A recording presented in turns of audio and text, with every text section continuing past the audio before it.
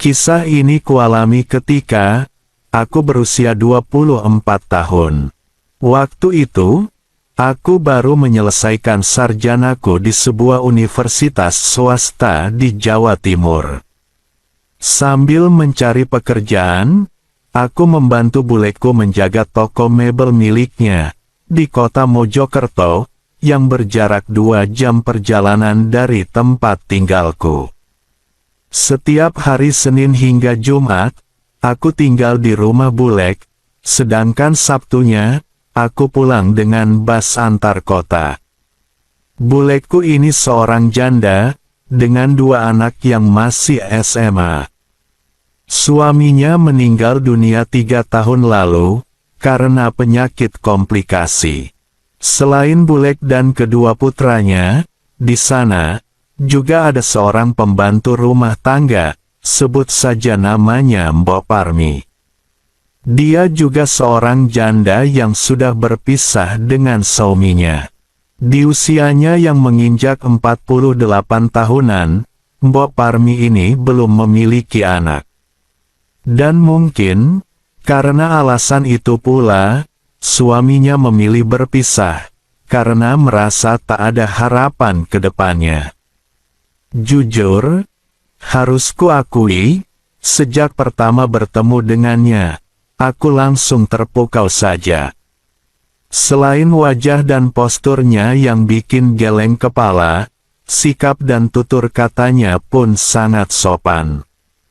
Aku bahkan sempat menyayangkan, kenapa bekerja sebagai pembantu. Mula-mula, keakrabanku dengan Mbok Parmi terasa canggung, karena aku merasa sungkan dengan kesopanannya, yang menurutku berlebihan. Mungkin, karena ia menganggapku seperti majikannya, maka aku pun bisa memakluminya. Tapi memang, penampilan yang tak biasa, seperti kaos kekecilan, membuatku kadang bergejolak, setiap kali berpapasan dengannya. Baik saat dia bersih-bersih rumah di pagi hari, atau membukakan pintu untukku di malam hari, sepulang dari toko bulekku. Tapi ternyata, setelah mengenalnya agak lama, Mbok Parmi ini cukup menyenangkan, dan nyambung jika diajak ngobrol.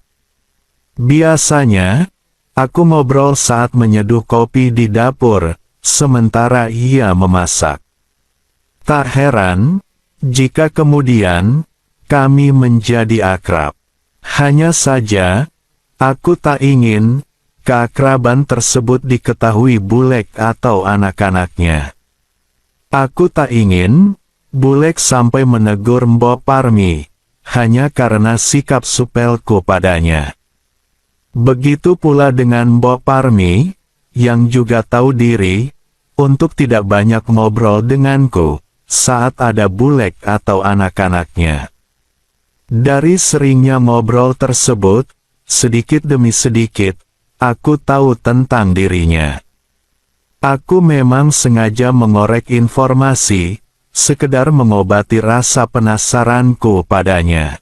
Mbok Parmi ini, sebelum kerja di rumah bulekku, ia pernah bekerja sebagai penjual nasi pecel, dari rumah ke rumah.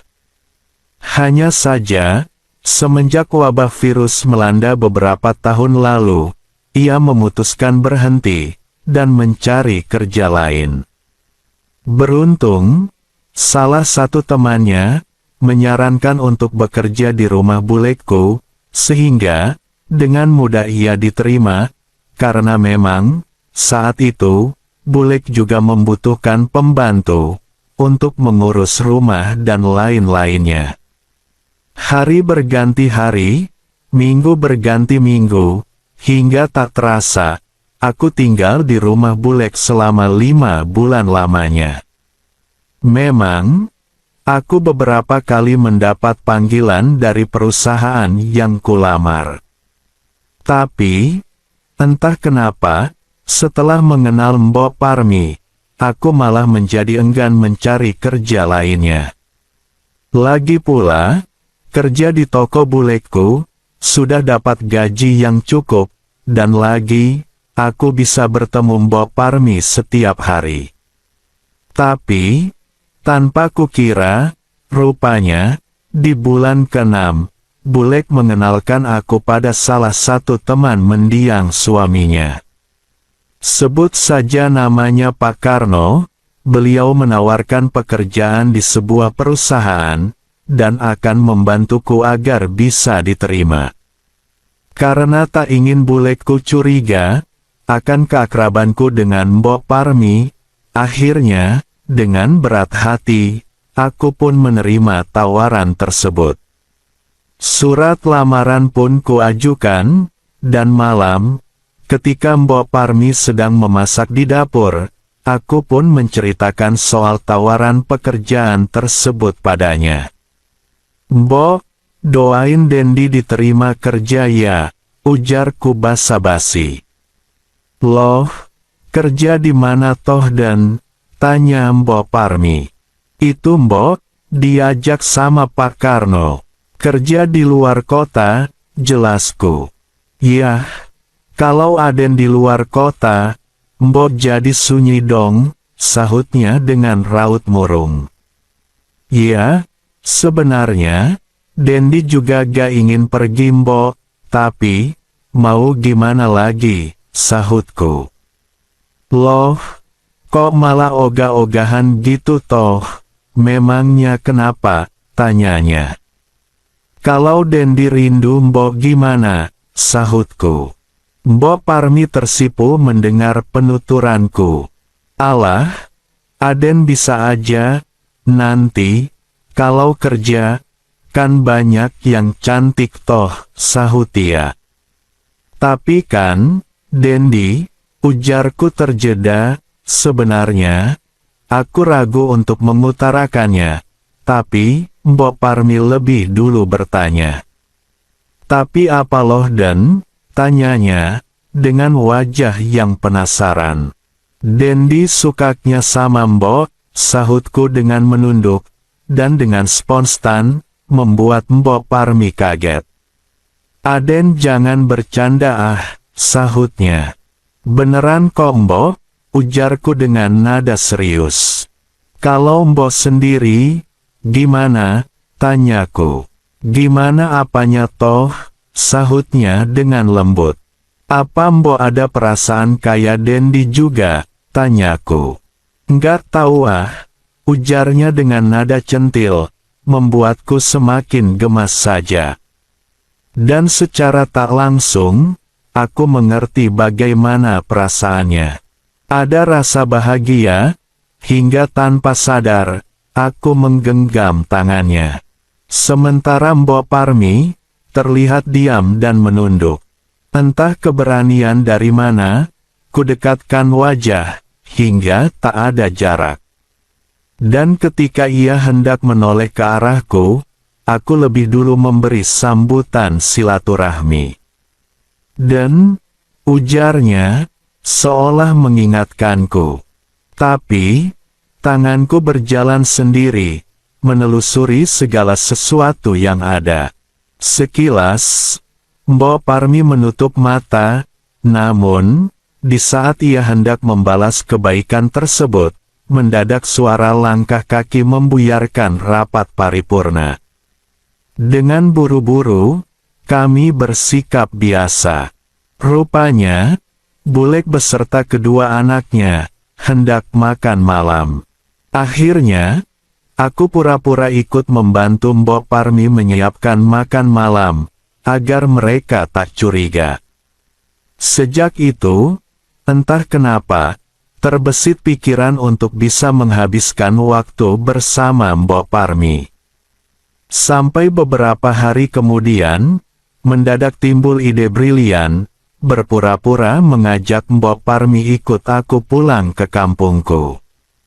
Padahal, bukan itu tujuanku, melainkan, mengajaknya ke suatu tempat penginapan, untuk sekedar curhat, dan sesuatu lainnya. Mulanya Mbok Parmi nampak ragu, saat aku mengutarakan hal itu. "Mbok sih, bisa aja Den, tapi, harus alasan apa sama Nyonya? Tanyanya, saat kutemui di dapur. Ya, pamit pulang kampung juga, nanti kita ketemu di terminal Mbok, sahutku. Setelah menimbang-nimbang, akhirnya, Mbok Parmi pun menyetujui usulanku itu. Hatiku bersorak riang, sambil membayangkan hal yang akan kualami selanjutnya. Singkatnya, Jumat malam, Mbok Parmi meminta izin pada bulekku untuk pulang kampung, dengan alasan ada keluarganya yang sakit.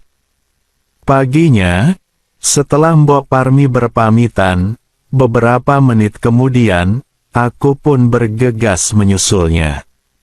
Rupanya, di depan gerbang terminal, Mbok Parmi sudah menunggu. Ia nampak begitu gembira menyambutku, dan kami pun bergegas pergi. Setibanya di terminal kota tujuan, kami lanjut ikut ojek di sana. Namun, bukannya menuju alamat rumahku, melainkan ke sebuah penginapan sederhana yang tak jauh dari sana. Loh, dan kenapa kesini toh? Tanya Mbok Parmi heran. Istirahat bentar Mbok, sahutku, dengan senyum. Meski sedikit ragu, Mbok Parmi pun mengangguk, dan mengikutiku hingga lobi. Setelah memesan dan mendapat kunci, kami pun menuju ruangan yang telah dipesan. Ketika baru saja membuka pintu, Mbok Parmi kaget bukan kepalang, ketika sebuah rangkul kuhaturkan. Dan, tadi bilangnya mau istirahat, ujarnya. Tapi, tak kugubris ucapannya, aku justru memberi sambutan lainnya. Dan tanpa kusangka, Mbok Parmi pun membalas sambutan kebaikan itu. Hanya kami berdua saja di ruangan itu, membuatku lupa akan segalanya. Sabar dulu Den, ujarnya, berusaha menghalau badai yang melanda. Tapi, aku yang sudah dilanda angin mulia, lantas mengambil sesuatu yang kubawa, dan menunjukkan padanya, dan spontan saja, Mbok Parmi kaget. Bagus kan Mbok? Tanyaku.